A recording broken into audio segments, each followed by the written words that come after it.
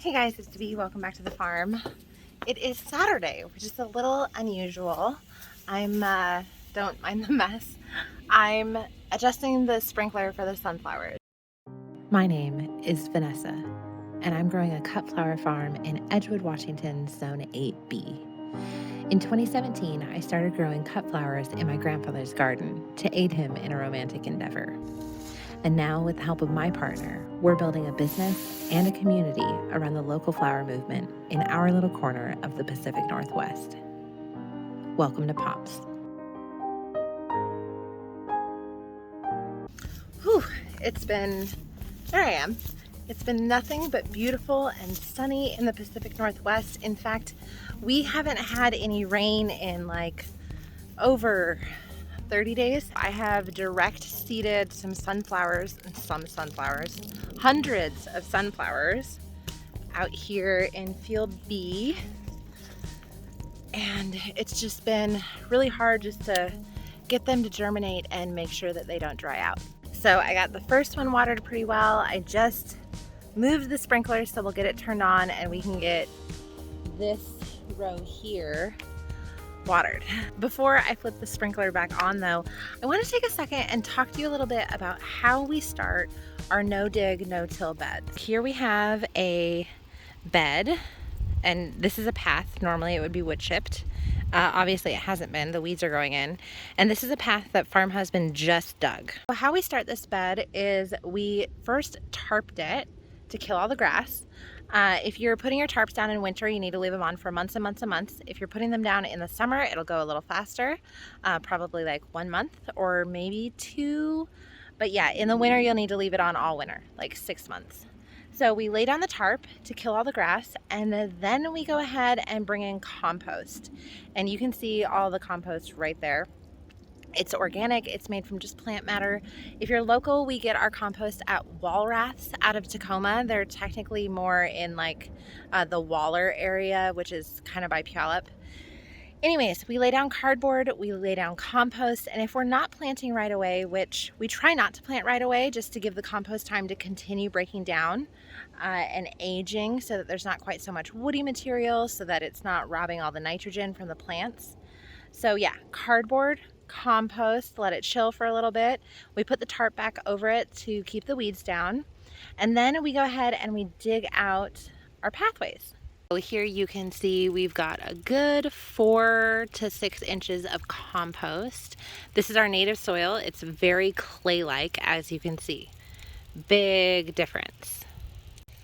The beautiful thing about this method is we, like I said, have 4 to 6 inches of compost just naturally spread over the space. But when we go through and dig the pathways, we turn the compost back over onto the next bed next to it. So then we end up building up the beds to a good 8 inches of compost, which is a beautiful, really deep bed to plant in. And then it's just a matter of getting our seeds in the ground, keeping them well watered, and getting some wood chips down in the pathways so that we don't have to deal with the weeds.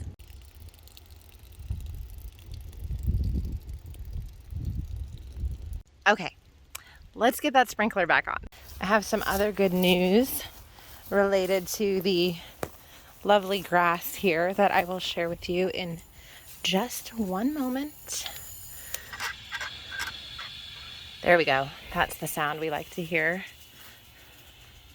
All right, that'll do. All right, let's go back out front. So it's Saturday.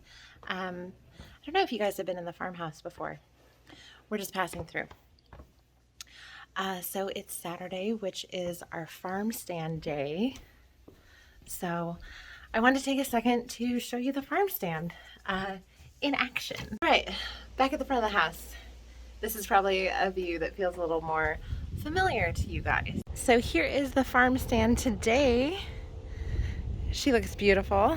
The umbrella is working its magic, protecting our customers and our flowers from the sunshine, but it is still just so dang bright out here. Did you spot the other good news? We got a new lawnmower. Well, a used lawnmower, but new to us. It is not in the best of condition, but it was donated to the farm by some locals, and we could not be more grateful to have a functioning riding lawnmower back on the farm. We are a little pressed for money right now, so getting our lawnmower repaired was not in the cards right now, but it will be soon. And when we do get our lawnmower repaired, we are going to return the favor and gift this beauty back to someone else who's in need in the community. It's noon now and the farm stand is technically closed. We do not leave our flowers out in the heat. They just don't last, they won't hold. And again, sorry I'm so squinty, it's so bright. Anyway, so the last job for me to do with the farm stand today is to photograph these products that I have left and then get them back into the cooler.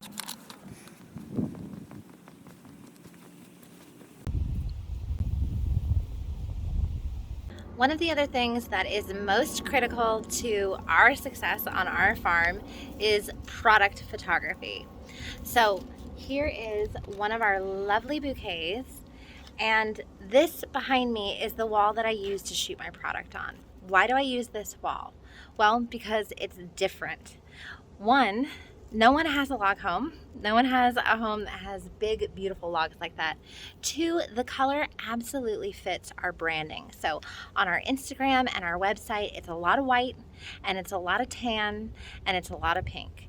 And this color of our logs, which I chose when we bought the house, it was really dark, but we had it refinished. And I chose it specifically because it works with our brand. So something unique, something that everyone doesn't have, if you can do it, and something that fits with your brand. A lot of times I will have my husband help me take photos. I've noticed that it makes a really big difference having someone else be your photographer. And the way we do it, just so you know, is I will hold the bouquet straight out like this, and he will take the shot like that. One other thing I'll mention is you definitely want to take your photos in the shade. If you can't take your photos in the shade, I had a previous life as a professional photographer. Let me just tell you, if you can't do it in the shade, you definitely want to make sure that the lighting is just consistent.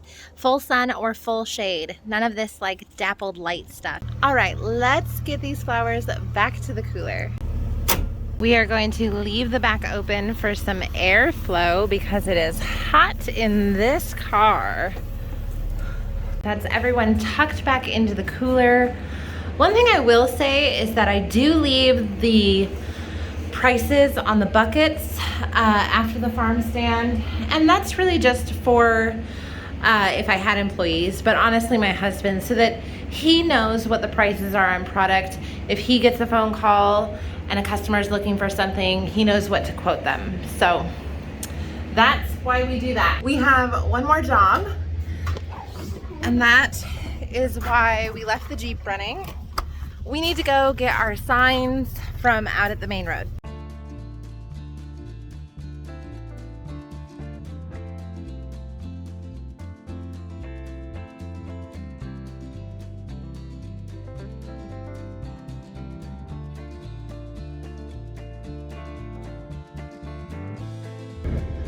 All right, that's all of our signs acquired.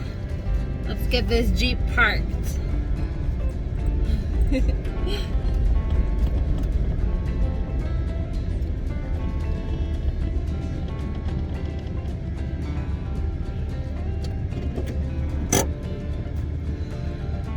Oh, the AC feels so good.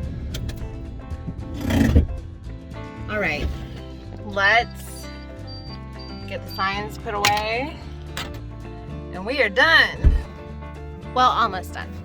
We actually need to go move that sprinkler one last time.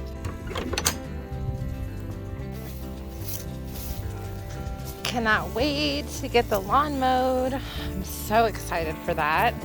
I don't think farm husband is as excited as I am, but he will live.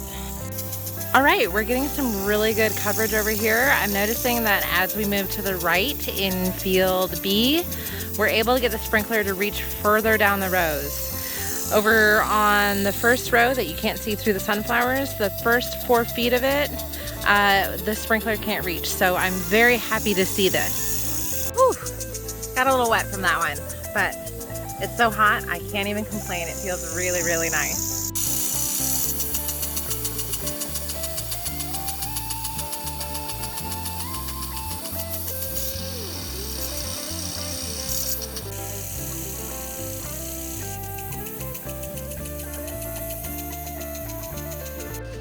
Look at that farmhouse.